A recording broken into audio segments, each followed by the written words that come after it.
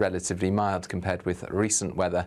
And actually, we keep the dry and bright weather throughout much of the day for England and Wales. It gradually pushes north so that the rain and snow fizzles out across central Scotland. It turns drier across the UK, and it's going to be a little less cold in many places compared with recent days. But the true milder air isn't quite here yet.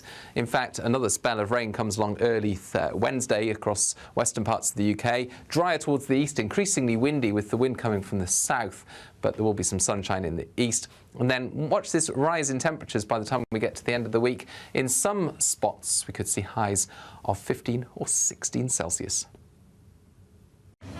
A nice bright morning will generate a lovely warm day, right through to the evening.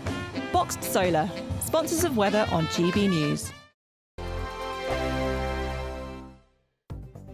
The latest GB News travel.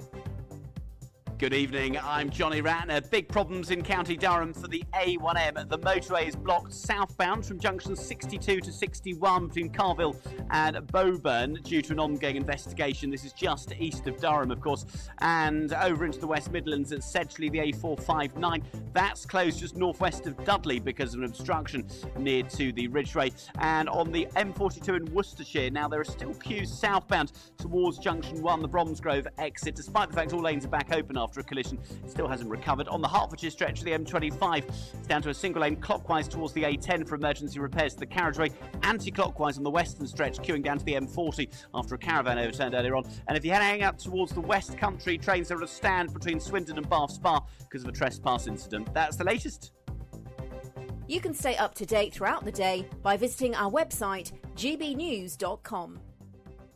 We're giving you not one, but 2 chances to win this month, with 2 prize bundles that include an incredible £10,000 in tax-free cash. But that's not all. You'll also get a brand new iPhone 16 and a £500 shopping voucher to spend at your favourite store. So why not be extra lucky this month? For another chance to win, text cash to 63232. One entry costs £2 plus 1 standard network rate message. Or text bonus to 63232. 5 entries cost £5 plus 1 standard network rate message. Go to gbnews.com/win. Entries start from just £2. Call 0903 681 3232. Calls cost £2 plus your network access charge. Or post your name and number to GB11 PO Box 8690 Derby DE1 9TT. UK only. Entrance must be 18 or over. Lines close at 6 p.m. on the 7th of March. Please check the closing time if listening or watching on demand. Good luck.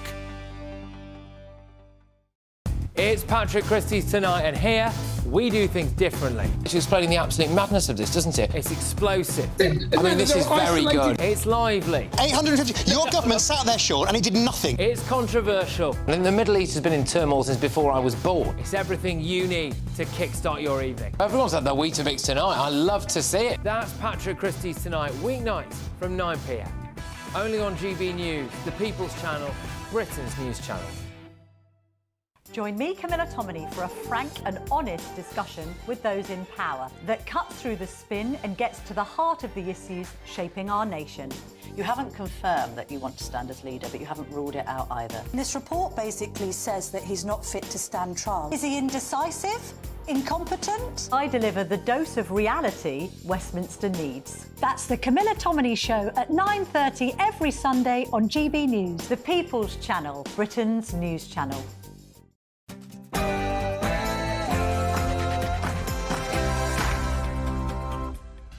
Very, very good evening to you. It's Monday the 17th of February and I'm Martin Daubney, filling in for the big man Nigel Farage on Farage tonight. Keir Starmer is meeting with European leaders for an emergency summit on the situation in Ukraine. The PM has stated he is ready and willing to put British soldiers on the ground in Ukraine to help protect it against Russian aggression. Is that our national duty, or should we stay out of a war that is none of our business? And Labour MPs are set to be rebelling over the government's decision to bar those who come over illegally to apply for citizenship. Well, one MP told journalists that the government only designed the policy to win back reform voters. I think it might take a lot more than that to win those voters back, don't you? And Deliveroo has sacked more than 100 riders as part of a crackdown on illegal immigrants in its workforce. But is this just the tip of the iceberg? I suspect it very much is so. All that to come, but first, here's your latest news headlines with Katie Bowen.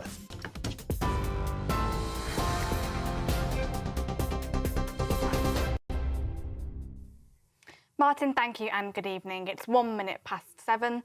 These are your latest headlines from the GB newsroom. European leaders, including Sir Keir Starmer, met in Paris this afternoon for an emergency summit on the situation in Ukraine. The Prime Minister left the Elysee Palace a short time ago. Sir Keir Starmer said this morning that he is ready and willing to put British troops into Ukraine if a peace deal is reached. He added that any settlement needs to be a lasting peace deal, not just a pause for Putin to come again, warning that the UK and Europe are facing a generational challenge and need to do more to support Ukraine. Leaders from Germany, Italy, Poland and Spain, among others, alongside the NATO Secretary-General and Presidents of the EU Council and Commission, attended the emergency summit. Sir Keir Starmer set out his position on Ukraine earlier on. And we must continue to put Ukraine in the strongest possible position, whatever happens next, and to make sure that if there is peace, and we all want peace, that it is lasting. I think there's a bigger piece here as well, which is that this isn't just about the front line in Ukraine, it's the front line of Europe and of the United Kingdom. It's about our national security, and I think that we need to do more, we need to step up in terms of our collective response in Europe. Well, the summit comes as it was announced this afternoon that Sir Keir Starmer will meet President Trump in Washington, D.C. next week, in what will be their first meeting since Mr. Trump became president. The Prime Minister's official spokesman said it was a bid to deepen the special relationship. The US's top diplomat, Marco Rubio, met with Saudi Arabia counterparts this morning ahead of talks between the US and Russia. Speaking this afternoon, US Special Envoy Keith Kellogg said that no one will impose a peace deal on Zelensky. He and the people of Ukraine will make that call. Some news now coming out of the Middle East. Israel is preparing to receive the bodies of 4 hostages from Gaza on Thursday and is working on bringing back 6 living hostages on Saturday, an Israeli security official said earlier on. We'll bring you more on that developing story as we get it. An update from the Vatican now. Pope Francis remains in hospital, but he is in a stable clinical condition and does not have a fever, a statement released a short time ago has said. Earlier, doctors had to change treatment for the Pope's respiratory tract infection to tackle what they called a complex clinical situation. The 88-year-old pontiff had been suffering from a respiratory infection for more than a week and was admitted to Rome's Gemelli Hospital on Friday. NHS England has revealed an additional 2 million appointments were delivered during Sir Keir Starmer's first 5 months in power. The government says the NHS is on the road to recovery after meeting this goal, and figures show NHS waiting lists continue to fall in December for the 4th month in a row. Sir Keir Starmer says he knows the job isn't done and has promised further reforms to deliver faster treatment. Police were called to BBC headquarters earlier today after glass doors were smashed and red paint was sprayed on the building. The Metropolitan Police have launched an investigation after protesters vandalised the broadcaster's office in Portland Place in London. The group, Palestine Action, has issued a statement claiming responsibility for the damage, saying that it covered the building in blood-red paint in protest against what they called is the BBC's pro-Israel bias. And Team UK's time at the Invictus Games in Vancouver has come to an end after 10 days of competition. The team joined their fellow competitors from around the world in a closing ceremony at Rogers Arena in Vancouver. After hosting a Games which included winter sports for the first time, Canada handed the Invictus flag back to the UK, who will host the next Games in Birmingham in 2027. Those are the latest GB News headlines. Now let's go back to Martin. For the very latest GB News direct to your smartphone, sign up to News Alerts by scanning the QR code or go to gbnews.com/alerts.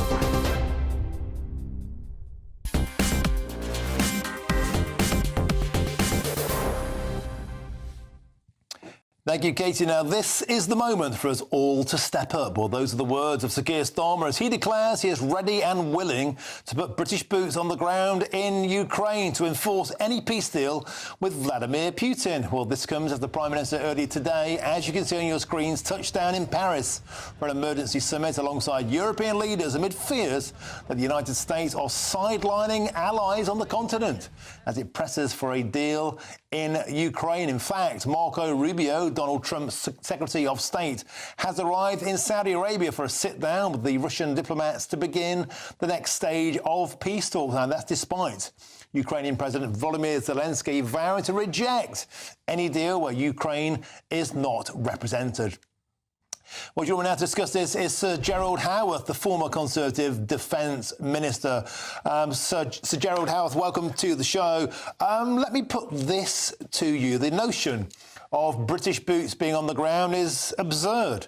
We have the smallest army since the Napoleonic era, the smallest RAF since its inception at the end of World War I, and so few sailors with decommissioning ships. It would take getting on for 50,000 troops to maintain any kind of presence, and we simply don't have the forces. Why put British boots on the ground? Well, good evening, Martin. The fact is that this is all premature talk. And of course, it would not be the United Kingdom on our own. We would be joined by other countries, although, of course, as we're discovering today, there is, as there has been throughout this appalling attack on a sovereign state by the brutal regime in Russia, this unprovoked attack. Unfortunately, Europe has been extremely slow. America was slow at first, but thanks to Boris Johnson, Biden found some cojones to stand up to this attack. However, it is, as I say, premature.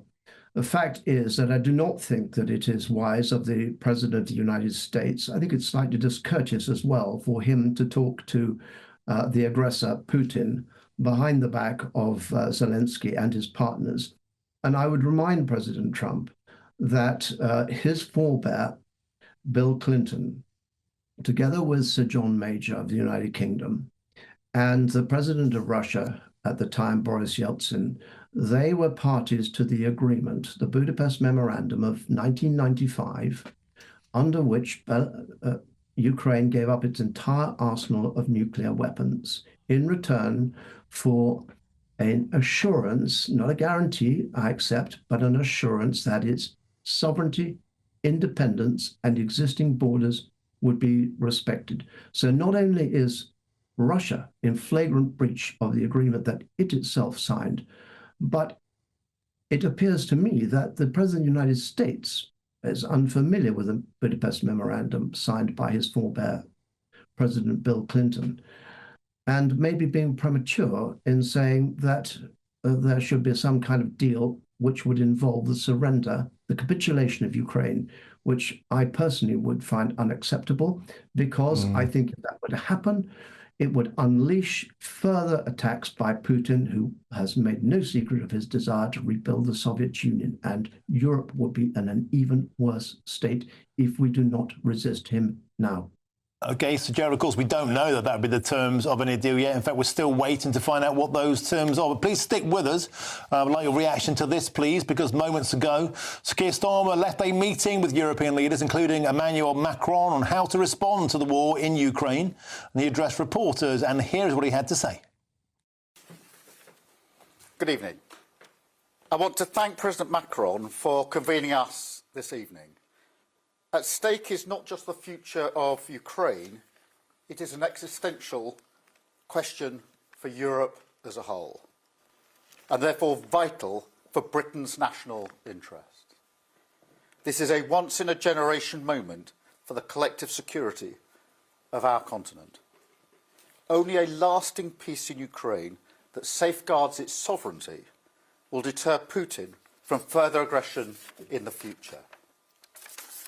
Now, recent statements by the US administration should not come as a surprise. President Trump has long expressed the wish for Europe to step up and meet the demands of its own security, that he wants to get a lasting peace agreement to end the war in Ukraine. So today's informal meeting of European leaders was a vital first step in responding to that challenge. On defence, it's clear the US is not going to leave NATO. But we Europeans will have to do more. The issue of burden sharing is not new, but it is now pressing. And Europeans will have to step up, both in terms of spending and the capabilities that we provide. On Ukraine, we're at the very early stage of the process. Europe must play its role. And I'm prepared to consider committing British forces on the ground, alongside others, if there is a lasting peace agreement. But there must be a US backstop, because a US security guarantee is the only way to effectively deter Russia from attacking Ukraine again. So I will go to Washington next week to meet President Trump and to discuss what we see as the key elements of a lasting peace. I spoke to President Zelensky on Friday and will do so again in coming days. And we envisage a further meeting with European colleagues when I return from the US. In this moment, we have to recognise the new era that we are in, not cling hopelessly to the comforts of the past. It's time for us to take responsibility for our security, for our continent.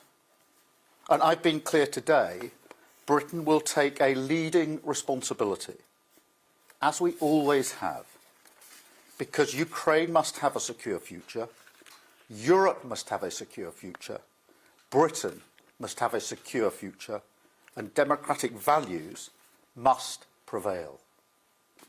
Thank you.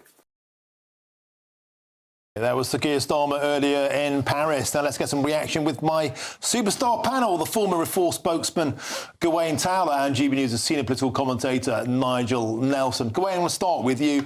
All of this is performative nonsense. Whatever Sir Keir Starmer says, whatever Macron says, whatever Scholz says, won't amount to a row of beans. It's now down to Donald Trump and Vladimir Putin, and this, to be frank, is a mere sideshow.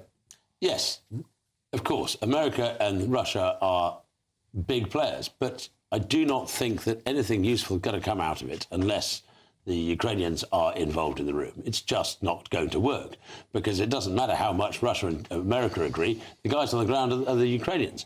But it is clear that Zelensky right now, by rejecting any idea of a Russia-America conversation and not being involved, is not just wishing European, thus British troops on the ground in Ukraine to police a peace, but he also wants them now. He has been wanting European forces fighting his war for a long, long time. Now, I don't blame him. Of course he wants that. But I find it very weird when Vance made a speech about all this, that there's a great whiffling in the West, in Europe and in Britain, about the 2014 borders, about Crimea. We failed them at that time. We've failed them ever since then. But I've yet to meet somebody who'd be happy to send young British servicemen and women, of which we have precious few these days, to fight and die in defence of Ukraine. And I just don't see it making any sense at all. Isn't that the point, Nigel Nelson? You know, why on earth should we be sending British soldiers potentially to die in a war that, you know, is going to end whether we do that or not? Well, first of all, the war should have ended by the time we send them. So the idea would be that it would be a peacekeeping force. Whether we can actually manage to send a sufficient number of troops there, and you were talking to Richard Dannett earlier on today, the former head of the army, where he was saying you need 50,000 soldiers to be able to do the job, and just so you can revolve them round. So I appreciate it's difficult, but it is right for Keir Starmer to make the offer now that if a peacekeeping force is needed, Britain ought to be part of that. But the fact of the matter is that will be more than two-thirds of our entire armed forces. Indeed, we can't defend our own borders. And what is extraordinary, we've just learnt in the last week that 60% of our under-25s would not fight for us ever, let alone fight for Ukraine. So the idea we would need to do that, at a division level. We may have a brigade or two, but we couldn't do a division level. To do that, we need a massive recruitment, massive investment in our troops, massive investment in our army. It's not feasible. No, but Graham, all these things are a long time forward. I mean, we're not we're not in a situation yet where there's a peace deal. So America, Russia, and Zelensky pull together a peace deal in the next month. Is it a long time forward? Because we need to put troops on the ground at that moment. Well, do we? We don't know what the deal is to actually know whether or not we need that. So what we're saying at the moment is, if a peacekeeping force is needed, which would be behind the front lines, there's no reason why British soldiers should actually be in action. Have you noticed that drones managed to hit the other side, Odessa? That's absurd to say. In modern warfare, there is no behind the front lines. No, OK, that's if the war continues. And if we're in that situation, it's a whole different ballgame. It is. What we're talking about now is having some kind of ceasefire, a peacekeeping force if necessary, but we're going ahead of ourselves to have actually seen what a peace deal might look like. I would agree. Don't you think, though, that all of this performative politics just goes to show, as J.D. Vance said, there's a new sheriff in town, and that's Donald Trump. He's calling all the shots, and he's, at a sweep, rendered European political leaders to be completely irrelevant. They have made themselves irrelevant over decades, ever since 1989, with the so-called peace dividend, with the options for change from John Major. We have been denuding and destroying our own military capacity. And now, Woodrow Wilson's, I think, is the model we should take. Speak softly and carry a big stick. We need to build our big stick, and right now we don't have one. Whether in a position, peace treaty or no, to send troops to the Ukraine, I think is moot. We aren't. We just aren't. We don't have the forces. We don't have the capacity. Yeah, we've barely got enough entire armed forces to fill a football stadium. Gawain and Nigel, we have to leave it there. Thank you very much. Now, coming up next, Labour MPs are said to be rebelling over the government's decision to bar those who come over illegally to apply for citizenship. Sounds to me like they're fighting for reform votes. That's next.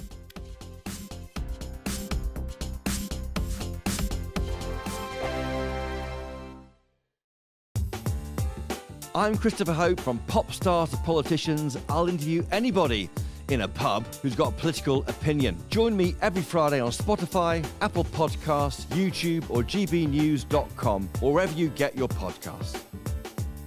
This is GB News, the People's Channel. GB News Breakfast, every day from 6 a.m.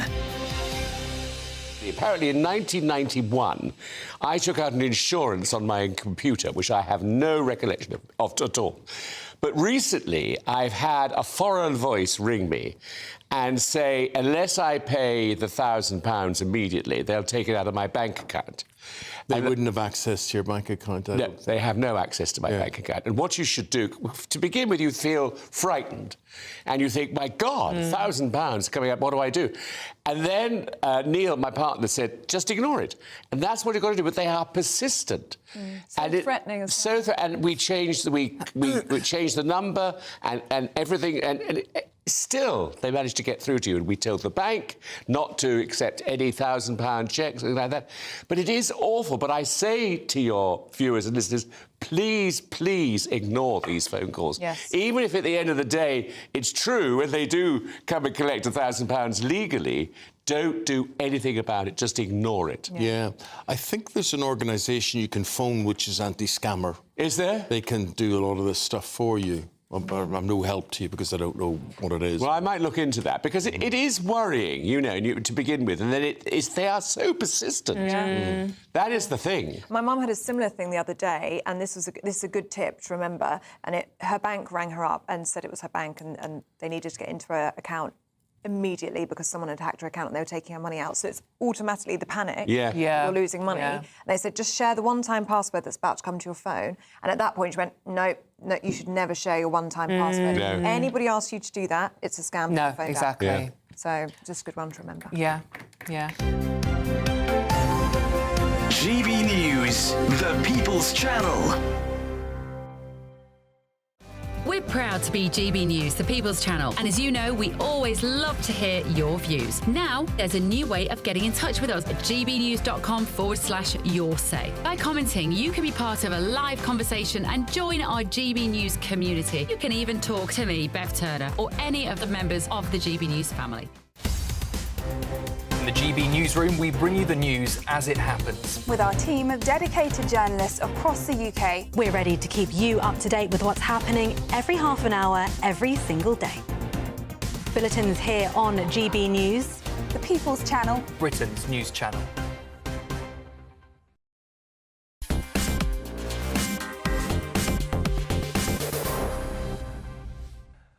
Welcome back to Farage with me, Martin Daubney. Now, Keir Starmer faces a rebellion over new rules barring people arriving in Britain in small boats from ever claiming UK citizenship. Well, that might sound sensible to GB News viewers, but more than a dozen Labour MPs have put their name to a motion demanding a U-turn.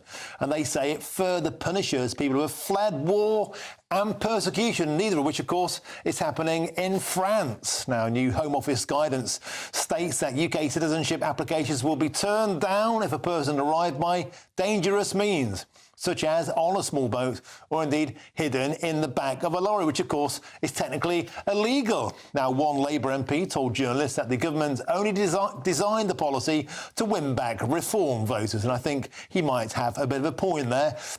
Well, joining now to discuss this is the former Labour advisor, Paul Richards. Paul, welcome to the show. So here we go. So Keir Starmer channeling his inner Nigel Farage. How long before he's in a boat chasing dinghies in the Channel?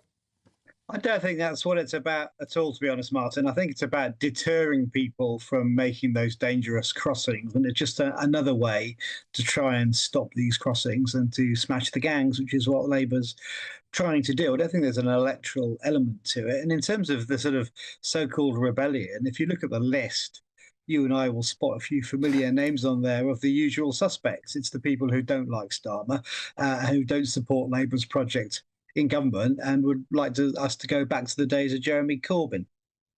Yeah, you're right to say there's a left-wing rebellion, and you're also right to say that these people are completely out of touch with the electorate. But I disagree with you entirely about the electoral process. There are 98 Labour MPs where Reform came second in the Red Wall caucus. They are absolutely filling their pants with the fact that Reform are biting at their heels in those seats. They know immigration's a huge matter, and if they don't do something about it, there's going to be a Red Wall wipeout. There'll be a wipeout in Wales, even in Scotland. So something has to be done. This seems like common sense, and once again, the Labour Party are divided. No, not divided. Like I say, just a few of the usual suspects. Noises off, really, from the old Corbynite rump. In terms of Reform, I mean, that is a serious point, and I've been saying this since the day after the general election. There are lots of Labour MPs with seats with Reform having done incredibly well, often from nowhere, largely because of that so-called air war, not because of local organising. And that's a threat that Labour has to take very seriously, as it does need to take the threat from the Greens and the Lib Dems as well. So, yeah, that's true. But I wouldn't honestly see this as through the prism of electoral politics. I just think it is about, for Labour, trying to get the gangs to stop and the crossings to stop and save people getting on those boats, because they think that if they get here, A, they're going to probably get turned around and sent back, and B, they're not going to get citizenship. And it will hopefully deter people from going anywhere near the sea.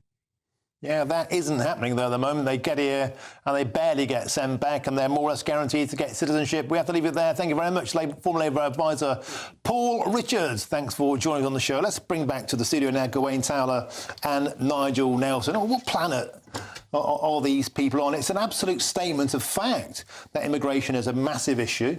And it's a statement of fact that the Labour Party are divided on. It's OK for Paul to say, it's just a few Corbynistas. I don't believe that's true. I think the Labour Party is two parties on immigration, the same way as the Conservatives were on Brexit. There are half that agree with it and half that pretend to agree with it. And actually, there are a huge amount of Labour MPs who are practically open border merchants and refugees welcome. If they don't do something about this, they're in deep water. Well, the issue here is whether, as Paul says, it would be a deterrent.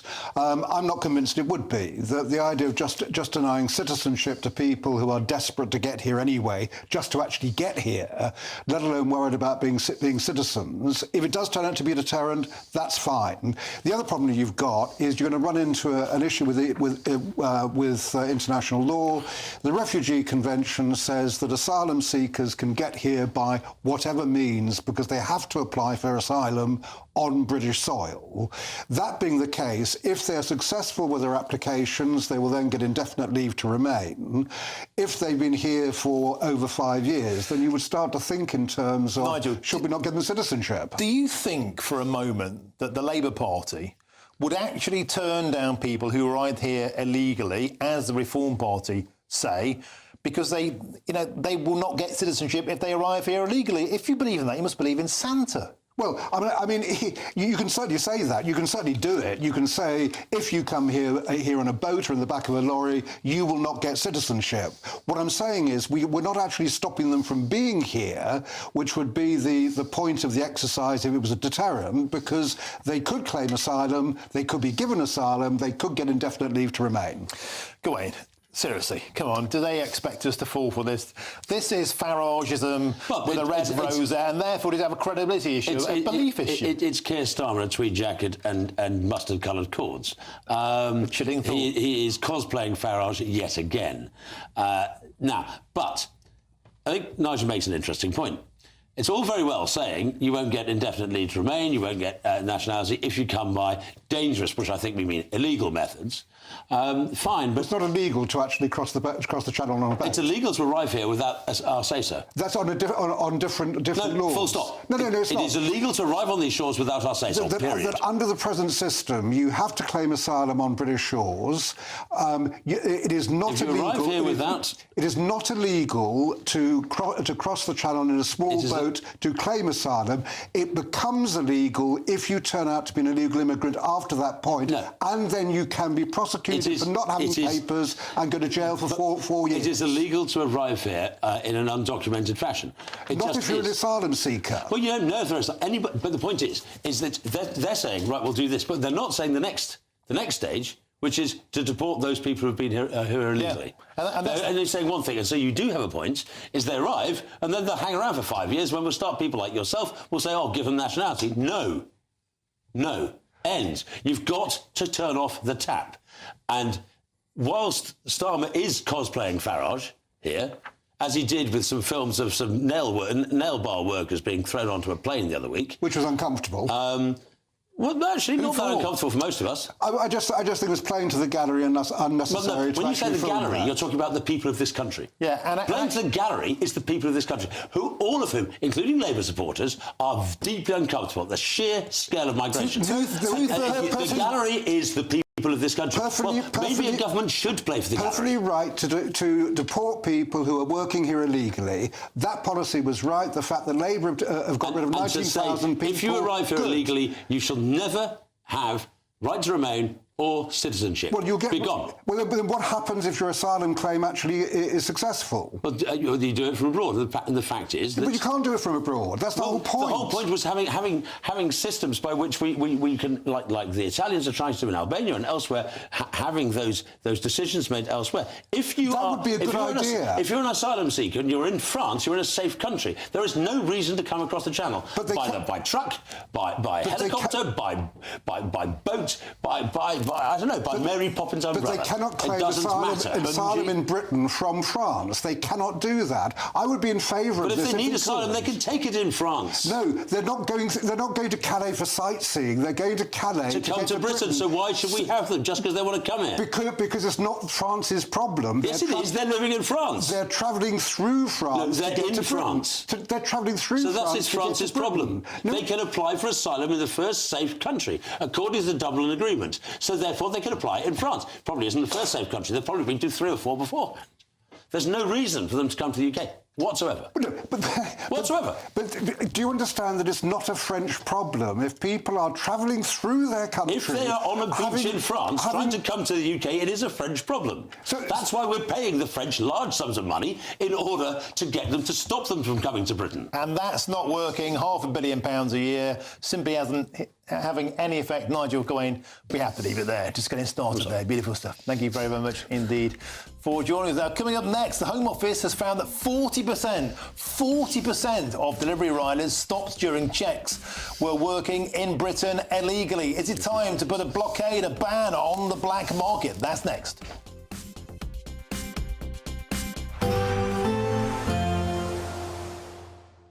Can't wait to get in that sea. Lovely and warm. Just like the feeling of having great travel insurance. All Clear Travel Insurance sponsors GB News Travel Destinations Forecast.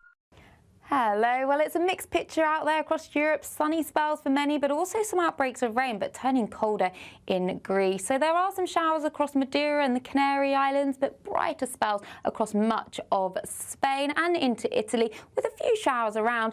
But across Greece, we'll start to see temperatures falling away. So actually, as we head into the week, especially Thursday and Friday, it is going to be turning much colder, with temperatures really struggling here down in the single figures. All Clear Travel Insurance sponsors GB News Travel Destinations Forecast. Hi there and welcome back to the latest forecast from the Met Office for GB News. It's staying cold for the time being, but increasingly windy at the same time, with outbreaks of rain and snow for some, although dry for many others as high pressure sits just to the east, and we've got this increasing southerly airflow. With the cold air in place, weather fronts will move in overnight, bringing increasingly wet weather for Northern Ireland, eventually western Scotland, a few dribs and drabs of rain for Wales and the southwest, and it's generally cloudy in the west. Patchy cloud in the east as well, but in between a slice of clear and frosty weather to wake up to on Tuesday. Temperatures in one or two shelter spots down to -2 or -3 Celsius. But it's a real mixed bag Tuesday morning because it's relatively mild in the far west, and we've got this rain moving through Northern Ireland, pushing into western Scotland, bumping into that cold air, and that means there could be some freezing rain in places. Icy surfaces for the southwest of Scotland, for example. But across central Scotland, well, it'll be falling as snow, and a few centimetres of snow could build up over the Grampians. So some wintry hazards about first thing for parts of Scotland. A quieter picture for much of England and Wales, with hazy sunshine first thing. A cold start for many, although across the southwest as well as parts of West Wales it is relatively mild compared with recent weather. And actually we keep the dry and bright weather throughout much of the day for England and Wales. It gradually pushes north so that the rain and snow fizzles out across central Scotland. It turns drier across the UK, and it's going to be a little less cold in many places compared with recent days. But the true milder air isn't quite here yet.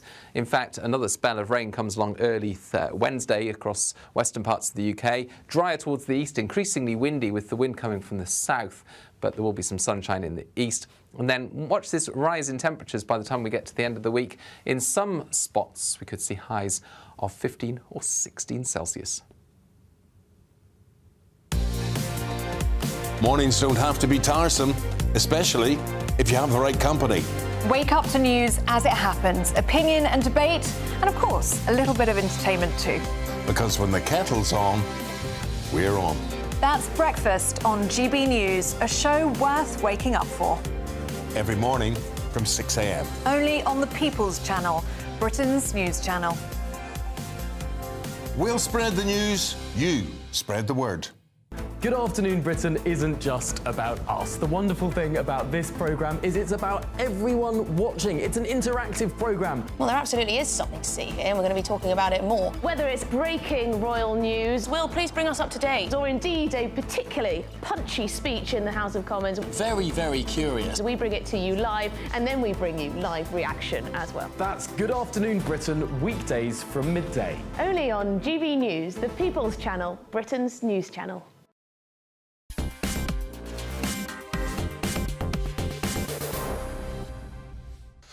Welcome back to Farage with me, Martin Daubney. Now, Deliveroo sacked more than 100 riders, a mere 100, as part of a crackdown on illegal immigrants in its workforce. Now, the issue stems from Deliveroo's substitution system, which allows account holders to let others work on their behalf, but has been exploited by those without the legal right to work in the United Kingdom. Who'd have thought it?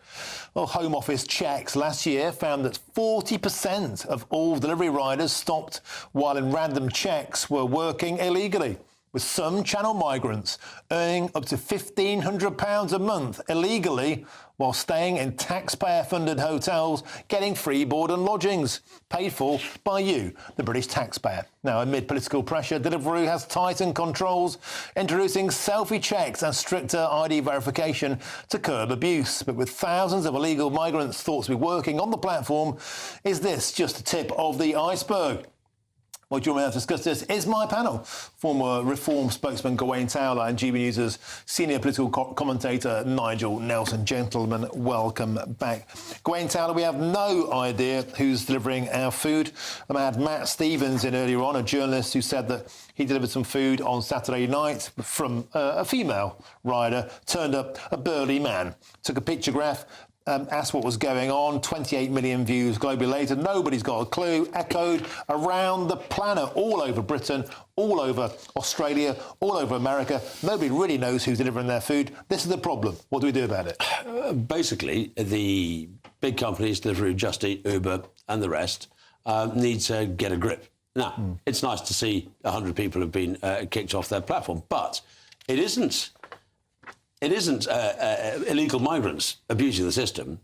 It is UK legal people who have got the contracts with Deliveroo, who I understand are allowed up with 500 subcontractors to take their contracts once they've signed something up. When they've clicked yes on the phone on their system, they can do that. So Fred, who is legal, who has got the contract with Deliveroo, can be simultaneously delivering in Cardiff, Exeter, Glasgow and London because he's got subcontractors. And those subcontractors become a Ponzi scheme. They're working for below the minimum wage, they're working for below all these things. They're pricing out legal workers.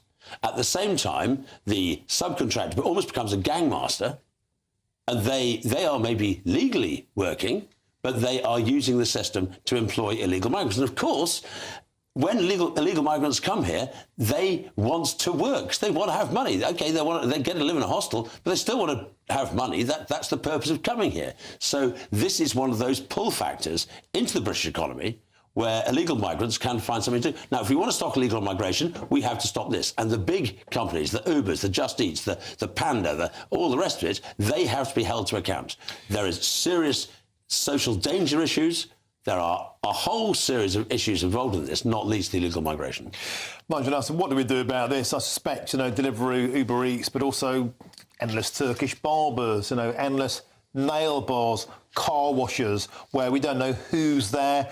Everybody's been saying for a long time the data supports it, the police raids support it. They have become workshops for illegal immigrants, the black economy.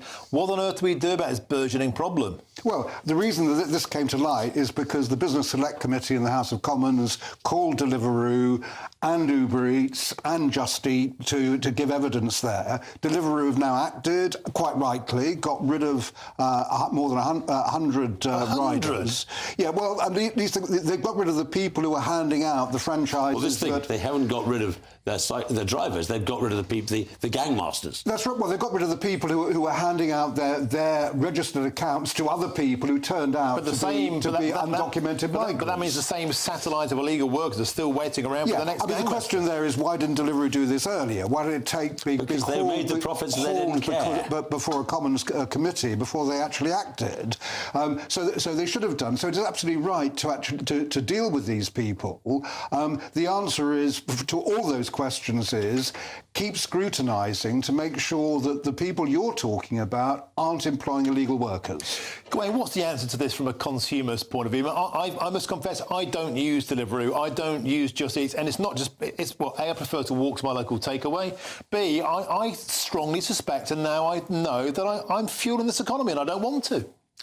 Stop using them. The bottom line is these corporations that are making vast sums of money need to get their house in order. And if that means hard regulation on it, well, so be it. I'm sorry to say, I don't like regulation as a general rule. Well, hard enforcement. But hard enforcement of basic employment rules. Yeah. You cannot employ an illegal migrant. So how are these, as I call them, gangmasters, with up to 500 people working under them? They must be coining it, making a mint. But the bosses aren't making the right-to-work checks. They should be. Well, no. Okay. Because they don't need to, because they can just go down the street. You just stand outside, on the Gold Kent Road, stand outside the big Asda, and every morning between 6 and 9, there's a crowd of men.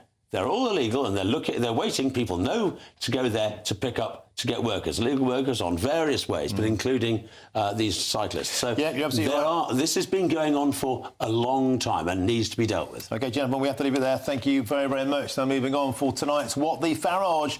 NHS hospitals are now setting race quotas. Of course they are, in a bid to win diversity awards. Yes, you heard that right. Race quotas in the NHS.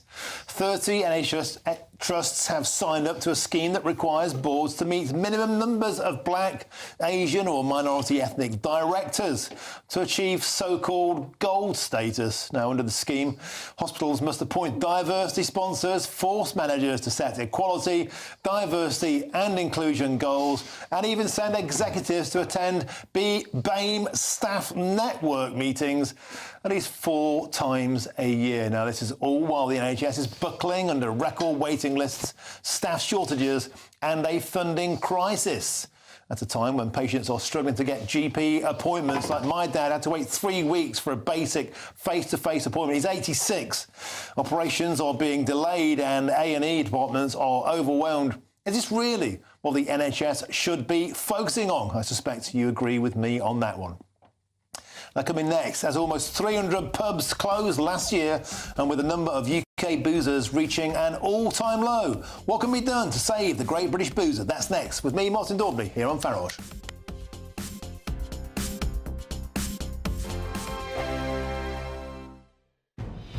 Good afternoon, Britain. Weekdays from midday.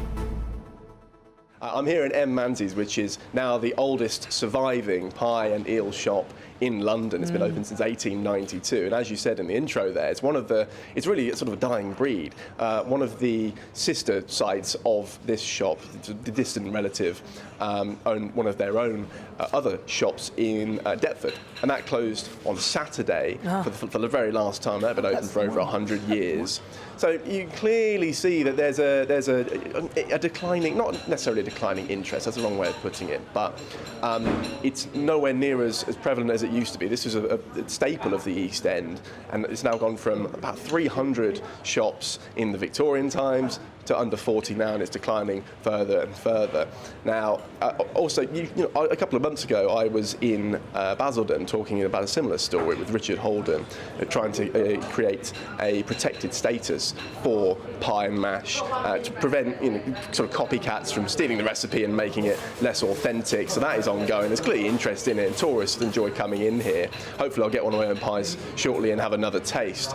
But it would be a shame to see this go. It's not just about the pie and the taste and the flavour, which is fantastic. It's also about history and community. A lot of people come in here as regulars, so we're just shining a light on a crucial part of London's historic economy. It's a bit of good fun, and it certainly tastes very good as well. Demographics have changed, yeah, and actually a lot of the ownership, the people who would run these shops traditionally over the last few decades are moving out towards the west, they're moving towards Kent, they're moving towards Sussex. So there are demographic changes, and no doubt that is influencing it as well.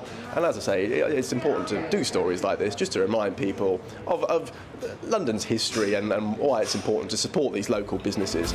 GB News, the People's Channel. We're proud to be GB News, the People's Channel, and as you know, we always love to hear your views. Now, there's a new way of getting in touch with us at gbnews.com/your-say. By commenting, you can be part of a live conversation and join our GB News community. You can even talk to me, Bev Turner, or any of the members of the GB News family. Headliners on GB News 11 p.m. every night. It's got 3 top comedians going through the next day's newspapers so you don't have to read them, which is great. That's a good point. He's lying. Maybe he's not lying. That's Headliners every night from 11 p.m. and 5 a.m. as well on GB News, Britain's news channel. Join me, Nana Okoye, for an informative, interactive news programme with a difference. It's fun. No, he didn't say that, Dave. I'm so surprised. I think there's an element of truth to that. Join me from 3 p.m. every weekend, only on GB News, Britain's news channel.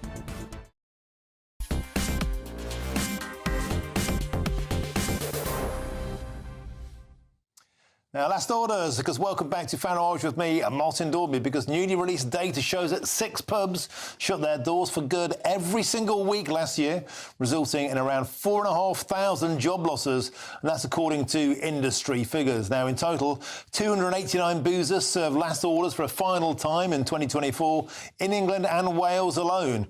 And the figures show that London saw the highest proportion of its pubs close down over that year, as 34 juicers shut down in the capital. Now, the closures come amid pressure from higher borrowing costs and high energy bills for businesses, alongside, of course, a continued squeeze on household finances as mortgage and rent costs increase. Pubs are set to come under further pressure when a raft of cost increases linked to Rachel Reeves's budget, such as higher national insurance contributions and an increase in the minimum wage, come into force in April. Now, the British Beer and Pub Association warned that urgent government action is needed to avoid more completely avoidable closures. But will the government listen? Well, joining me now is Katie Stewart. She's the landlord of the Sandon pub in Liverpool. Kate, always a pleasure to have you on the show.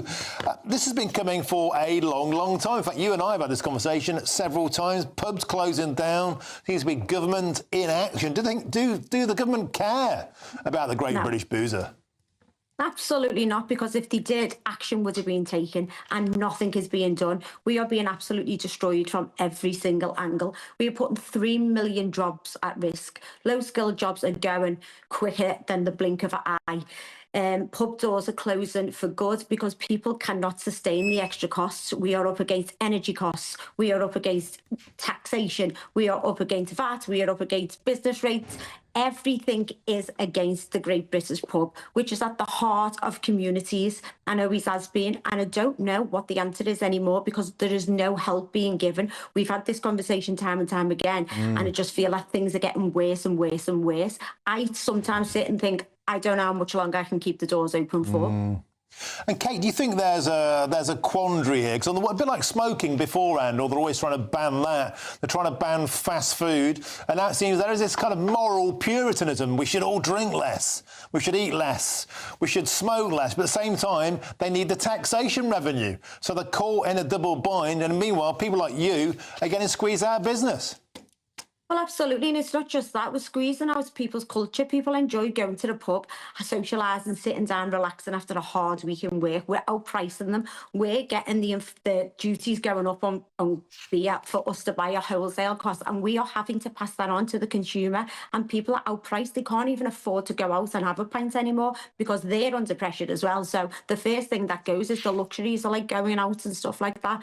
So we have got no option but to pass the costs on. And it is just a decline. You've seen how many pubs closed last year. I think it was nigh on 300 pubs closed the door in 2024. That number could double this year to 600 to close the door in 2025.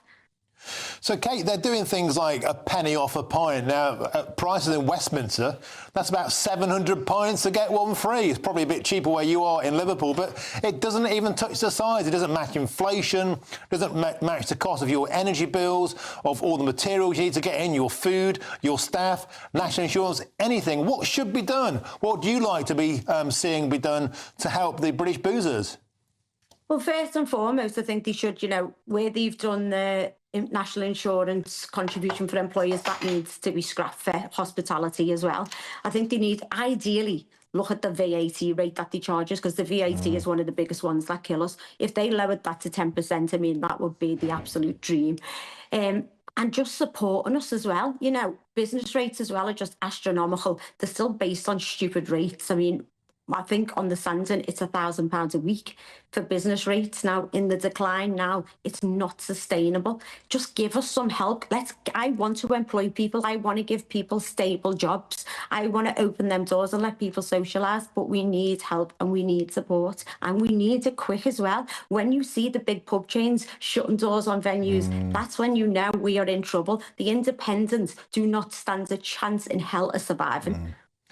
Well, Kate Stewart, thanks for your passion. Landlord of the Sandon there, Liverpool. I'll drink to you. Always an absolute pleasure to have you on the show. Now, let's get back to my panel, because they're waiting to have a little tug on their beer. That is Gawain Taylor, a former Reform spokesman.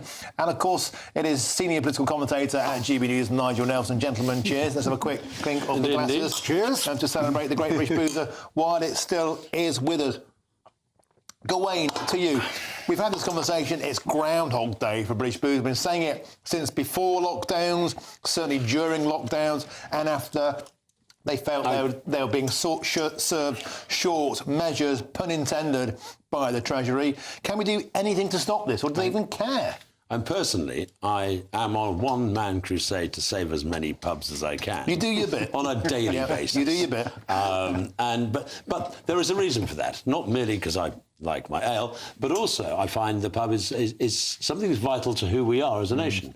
If you think from abroad, the tourist ideas of when to come to Britain, one of the key things is the pub.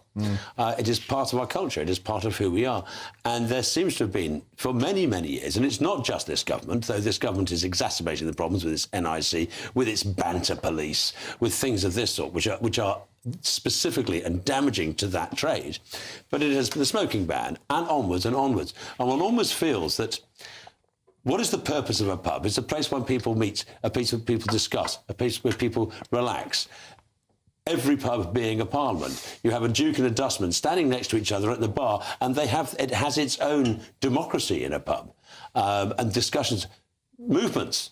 Reform would not exist if it wasn't for pub meetings. If you close the pubs down, where on earth are people going to meet to discuss change in their local council and all the rest of it? It basically atomises people. These are organisations that bring people together. If they die, where do people go in order to discuss change, in order to improve things? It becomes much and much harder in order to rebel. Okay. And it will be a crying shame for British culture. A spirited defence of the pub. Have a little drink. I will. Nigel, is this inexorable now? And is there any coincidence that the highest number of pubs that have closed in London, the cultural change, cultures that don't take alcohol, cultures that aren't built around the Great British Boozer, is that cultural shift part of the problem, part of the writing on the wall? Probably not, but I think that maybe the fact that the shift in young people not drinking as much as they used to could well be part of it. Gwen's right, it's things like the smoking ban. So wet pubs that relied on regular drinkers, they've suffered. You've had austerity and the recession of 2008, that didn't help. You've had COVID. I mean, under the Tories, 21 pubs a week were closing, so 6 is actually an improvement on that. The answer is pubs are businesses. Well, there's less of them left to close, so... Well, you could always argue it that way, but the basic thing is down to the pub. They're businesses. What they need to do is diversify. A lot of pubs that I know serve food, which is great, and are thriving. But a lot of this is down to the pubs. You can't give them a special deal on national insurance or a special deal on minimum wage. Well, maybe we should. They're businesses like anybody else. OK, we have to leave it there, gentlemen, because waiting patiently in the wings for his last orders is Jacob Rees-Mogg. State of the Nation is up next. So, Jacob, what are you pouring into your glass tonight? Well, I'm not pouring any Somerset cider into my glass this evening. I'm going to be talking about defence and, crucially, how we fund it. Because everybody wants more money spent on defence. We've got to spend more money on defence. The nation is at risk. But where do we get the cash from? So I'm proposing a freeze on benefits this year, that we cut overseas aid spending, and that we slash 100,000 civil servants.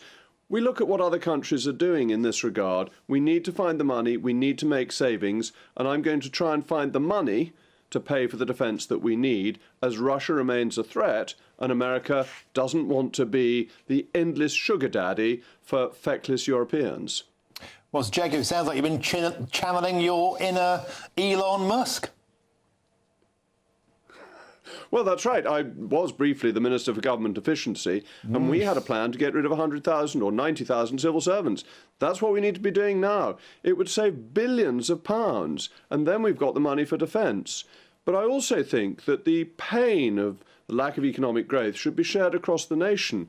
Currently, it's hitting taxpayers, but benefits just keep on going up. So a freeze in benefits would save a couple of £1 billion. Excellent stuff. So Jacob Rees-Mogg, that's next. State of the Nation. Thanks to my panel, to Nigel Nelson, to Gwen Towler, and cheers to you all out there for watching tonight. I'll be back tomorrow, 3 till 6. Have a fantastic evening. Cheers. Thank you. Even though we'll see a cloudy start, it'll be a bright outlook for the rest of the day. Boxed Solar, sponsors of weather on GB News.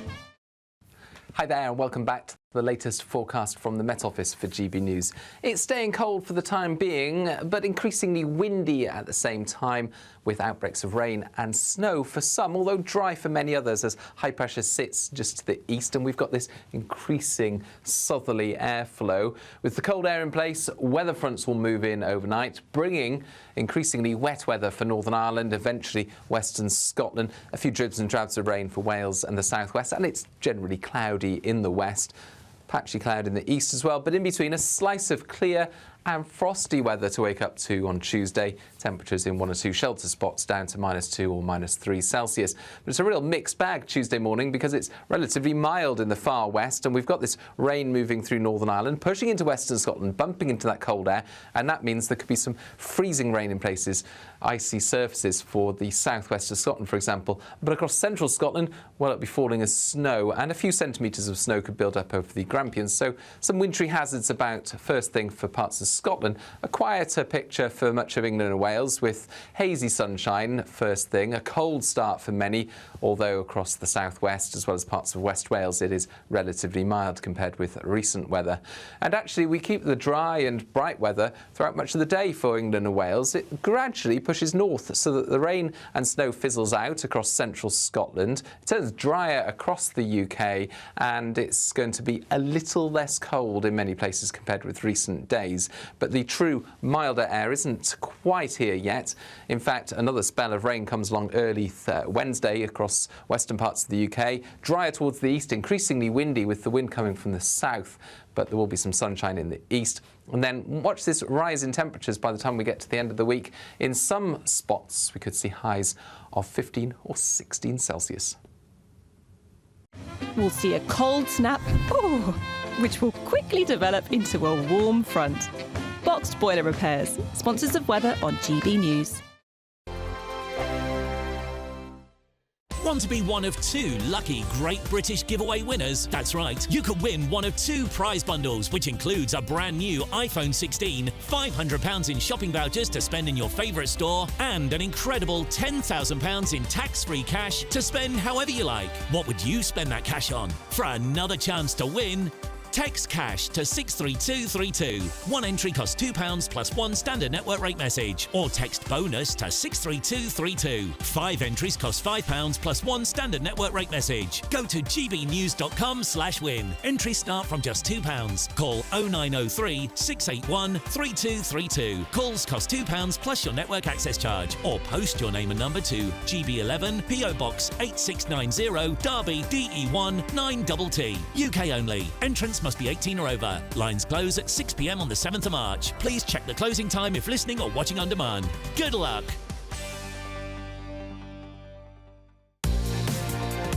Mornings don't have to be tiresome, especially if you have the right company. Wake up to news as it happens, opinion and debate, and of course, a little bit of entertainment too. Because when the kettle's on, we're on.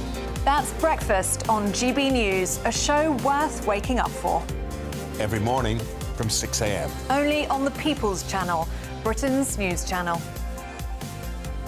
We'll spread the news, you spread the word. Good Afternoon Britain isn't just about us. The wonderful thing about this